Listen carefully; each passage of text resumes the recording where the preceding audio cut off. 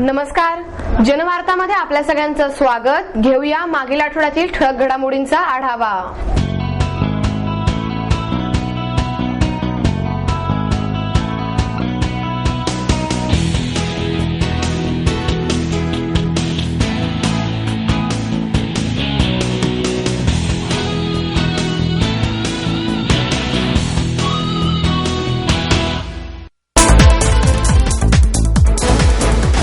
शहरात आठवड्यातून गुरुवारी पाणी पूर्णपणे बंद ठेवणे शक्य नाही, त्यामुळे आता गुरुवारी पाणी सुरू राहणार आहे असा निर्णय घेतल्याचे उपमुख्यमंत्री अजित पवार यांनी सांगितले।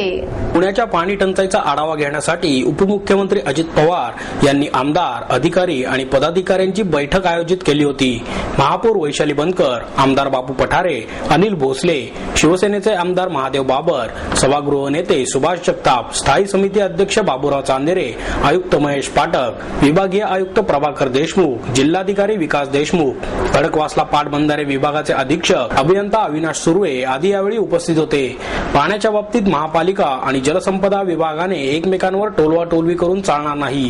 पुण्यात पाण्याची गळती जास्त आहे। परतीचा पाऊस न पडल्यामुळे शहराला पाणी कमी पडले आहे। शहरात आठवड्यातून एक दिवस पूर्णपणे पाणी बंद ठेवणे शक्य नाही। शहराच्या पाणी पुरवठ्यात कपात केली जाणार नाही।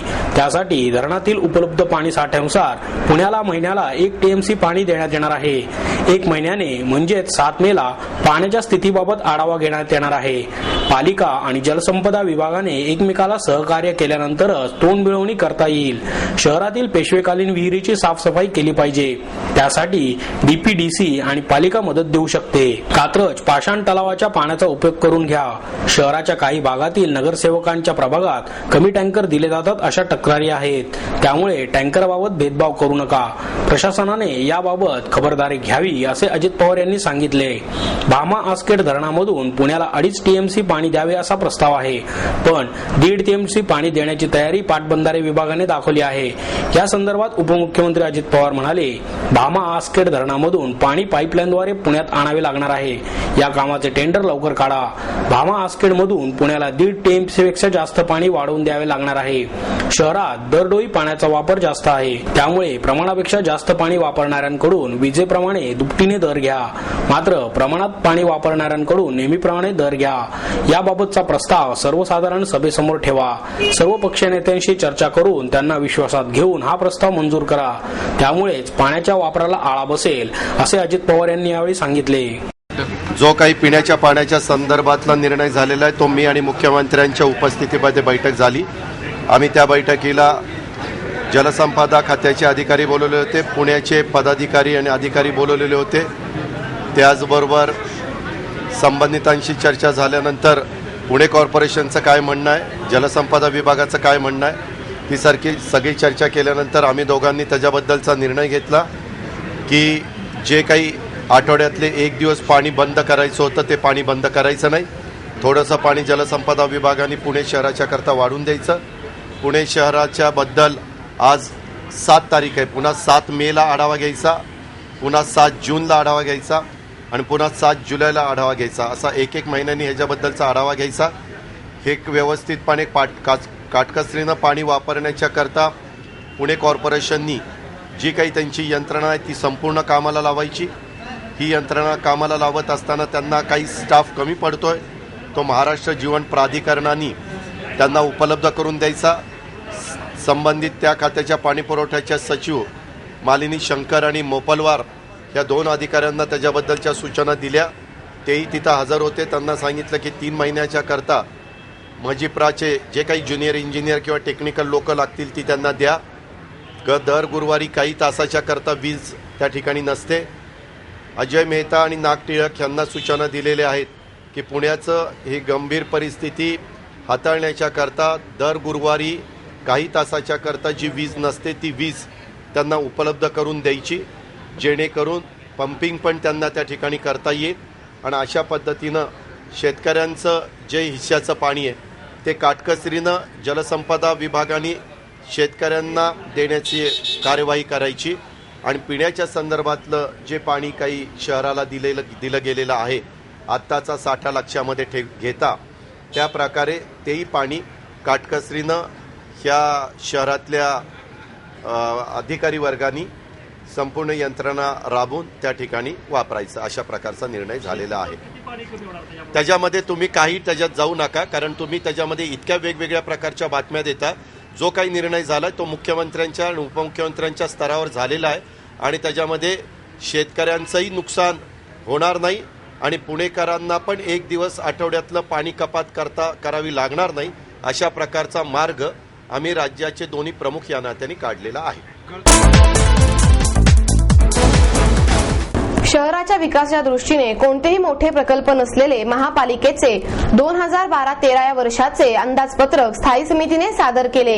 सार्वजनिक वाहतुकीसाठी पाणी आणि कचरा यासारख्या गंभीर होत चाललेल्या प्रश्नांच्या सोडवणुकीसाठी या अंदाजपत्रकात कोणतीही ठोस तरतूद करण्यात आलेली नाही.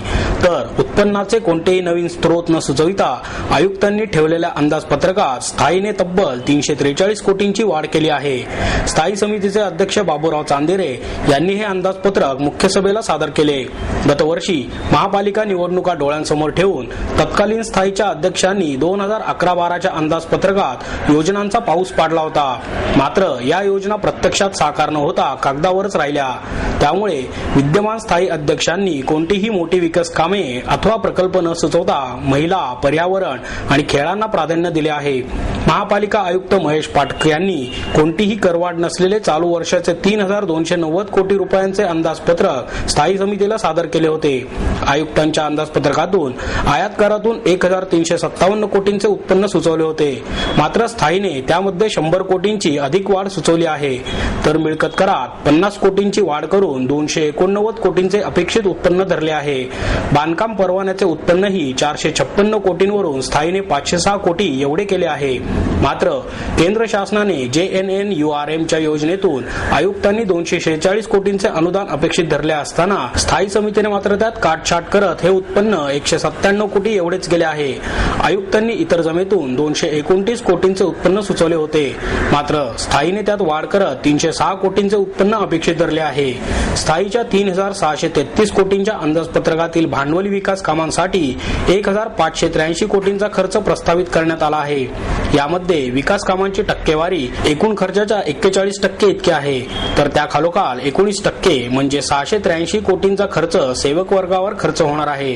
याशिवाय प्राथमिक शिक्षणासाठी 246 कोटी, वीज खर्च आणि दुरुस्तीसाठी 130 कोटी तर 332 कोटींचा इतर खर्च प्रस्तावित करण्यात आला आहे. अंदाजपत्रकावर चर्चा करण्यास स्थायी समितीला खूपच कमी अवधी मिळाला. मात्र अंदाजपत्रकात प्रत्येक घटकाला न्याय देण्याचा प्रयत्न केला असल्याचे अध्यक्ष चांदेरे यांनी सांगितले. महाराष्ट्राचे लाडके व्यक्तिमत्व पु ल देशपांडे यांच्या निवासस्थानी चोरीचा प्रयत्न झाला. पुलंनी ज्या ठिकाणी वास्तव्य लेखन केले ते भांडारकर रस्त्यावरील मालती माधव हे निवासस्थान साहित्यप्रेमींचे श्रद्धास्थान आहे. पण त्यालाच धक्का लावण्याचा प्रकार चोरट्यांनी केला. पुलंच्या निवासस्थानाचा कडी कोयंडा तोडून चोरट्यांनी पु ल आणि सुनीताबाई यांनी जीवापाड जपलेली लाख मोलाची साहित्य संपदा अस्ताव्यस्त करून टाकली. चोरट्यांच्या हाती काही लागले नाही. मालती माधव अपार्टमेंट मधील बी विंग मध्ये पहिल्या मजल्यावर पु ल यांचे निवासस्थान आहे. अनेक साहित्यिक, गायक, संगीतकार यांच्या चर्चेच्या मैफिलींचे हे निवासस्थान साक्षीदार आहे. पुलंचे साहित्य आणि त्यांचे निवासस्थान आठवणींच्या रूपाने मराठी भाषेकडे शिल्लक आहे. असे हे निवासस्थान चोरट्यांच्या नजरेतून सुटले नाही. चोरट्यांनी पहाटे 3 ते 4 या वेळेत पुलंच्या निवासस्थानाच्या दरवाजाचा कडी कोयंडा उचकटला आणि लॅचही तोडले. घरात घुसून त्यांनी चीज वस्तू शोधण्याचा प्रयत्न केला. यात त्यांनी पुलं आणि सुनीताबाईंनी जपलेली साहित्य संपदा अस्ताव्यस्त करून टाकली. सोसायटीतील रहिवासी अशोक दोडके, रामचंद्र जोशी यांना पुलंच्या घराचे कुलूप लॅच तुटल्याचे आढळून आले. चोरीची शक्यता वाटल्याने त्यांनी पोलीस आणि त्याच इमारतीत राहणारे पुलंचे नातू अश्विन लोकरे यांना हा प्रकार कळवला. त्यानंतर लोकरे यांनी डेक्कन पोलिसांकडे फिर्याद दिली. पोलिसांनी या प्रकरणी अज्ञात चोरट्यांविरुद्ध गुन्हा नोंदवला आहे. डेक्कन पोलीस ठाण्याचे निरीक्षक मनोहर जोशी, साहेबराव पाटील आदींनी घटनास्थळाची पाहणी केली.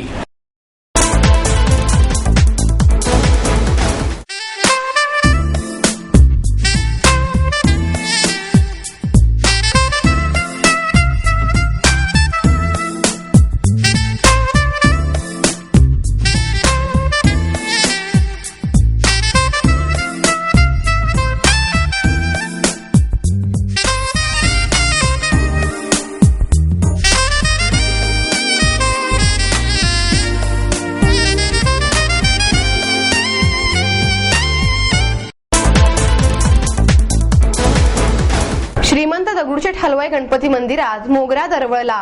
उन्हाच्या काहिलीमुळे सर्वच जण हैराण झाले आहेत. लाडक्या गणरायाला या उन्हाच्या झळा बसू नयेत यासाठी श्रीमंत दगडूशेठ हलवाई गणपती मंदिरामध्ये थंडावा निर्माण करणारी वासंतिक उटी आणि मोगरा महोत्सव साजरा करण्यात आला. त्यामुळे गणपती मंदिरात चंदन आणि मोगऱ्याचा सुगंध दरवळला. सुमारे 50 लाख मोगरा, जाई, जुई, चाफा, गुलाब, बसरी गुलाब, जास्वंद, केवडा, दवणा अशा सुवासिक फुलांनी श्रींची मूर्ती, गाभारा, सभामंडप फुलून गेला होता. श्रींच्या मूर्तीला चंदन आणि कस्तुरीच्या उटीचे लेपन करण्यात आले. विविध सुवासिक फुलांचा हा महाअभिषेक सायंकाळी 7 वाजता महापालिका आयुक्त महेश पाठक यांच्या हस्ते करण्यात आला. मंगलमय सुवासिक फुलांनी सजलेले श्रींचे मनोहारी रूप पाहण्यासाठी आणि दर्शनासाठी भाविकांनी मंदिरात प्रचंड गर्दी केली. महाराष्ट्र साहित्य परिषदेच्या वतीने कवी ग्रेस यांना श्रद्धांजली वाहण्यात आली. यावेळी साहित्य परिषदेचे प्राध्यापक मिलिंद जोशी, सुनील महाजन, डॉक्टर माधवी वैद्य, नंदा पैठणकर आदी उपस्थित होते. डॉक्टर अवचट म्हणाले, कवितेला आपले सर्वस्व अर्पण केलेल्या आणि ज्यांच्या कविता दुर्बोध म्हणून समजल्या गेलेल्या कविवर्य ग्रेस यांना खरं तर आपण समजून घेण्यात कमी पडलो. उशिरा मिळालेल्या साहित्य अकादमीचा पुरस्कार ही तर खेदाचीच गोष्ट. मात्र राज्यातील साहित्य संस्था देखील असंवेदनशील कशा राहिल्या? अशा या महान कविवर्याच्या स्मृती अजरामर राहण्यासाठी त्यांचे स्मारक उभारणे हाच त्यांचा उचित सन्मान ठरेल. ग्रेस हे स्वत्व जपणारे कवी असले तरी सामाजिकतेचे भान त्यांना होते. त्यांचं एखादं वाक्य देखील काव्यमय असायचं. मनातील तरंग उमटवणाऱ्या या प्रतिभावंत कवीला सामान्यपर्यंत पोहोचवण्यात ज्येष्ठ संगीतकार पंडित हृदय मंगेशकर यांचा अमूल्य वाटा आहे. ग्रेस यांच्या आठवणी आणि कविता चिरतरुण राहण्यासाठी त्यांचे स्मारक उभे राहिलेच पाहिजे असेही त्यांनी सांगितले. माधवी वैद्य म्हणाल्या, ग्रेस यांनी कवितेला एक वेगळाच आविष्कार मिळवून दिला. आत्ममग्न कवितेतून स्वतःला उलगडणारे ग्रेस शेवटपर्यंत कोणालाच कळले नाहीत. मात्र आयुष्यभर पुरून उरणाऱ्या त्यांच्या कविता अनेक नवोदितांना दिशा देतील.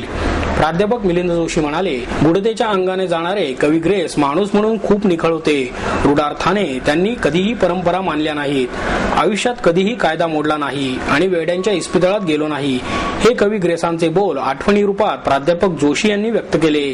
यावेळी कवी ग्रेस यांना जवळून अनुभवलेल्या लेखकांनी आणि रसिकांनी आपले मनोगत व्यक्त करून त्यांना आदरांजली वाहिली.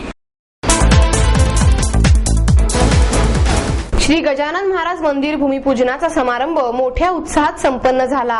वारजे माळवाडी तपोधाम परिसरात श्री गजानन महाराज यांचे मंदिर बांधण्यात येणार आहे. त्याचे भूमिपूजन संजय काकडे ग्रुपच्या उपाध्यक्षा उषा संजय काकडे आणि विद्या सहकारी बँकेच्या संचालिका स्वाती विनायक निमण यांच्या हस्ते करण्यात आले.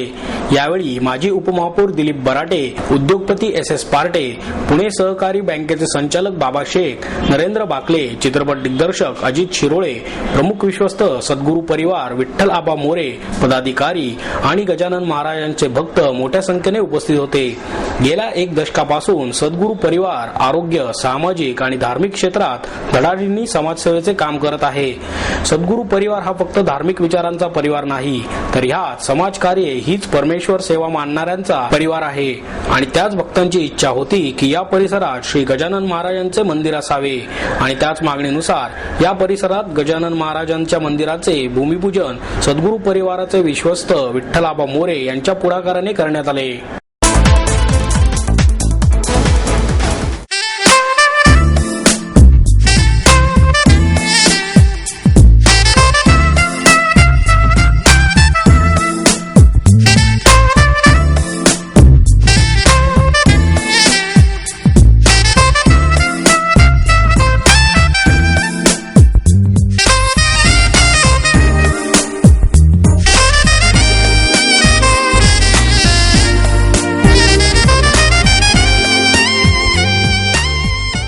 आणि याबरोबरच हे बातमीपत्र संपलं. पुन्हा भेटूया उद्या याच वेळी. नमस्कार.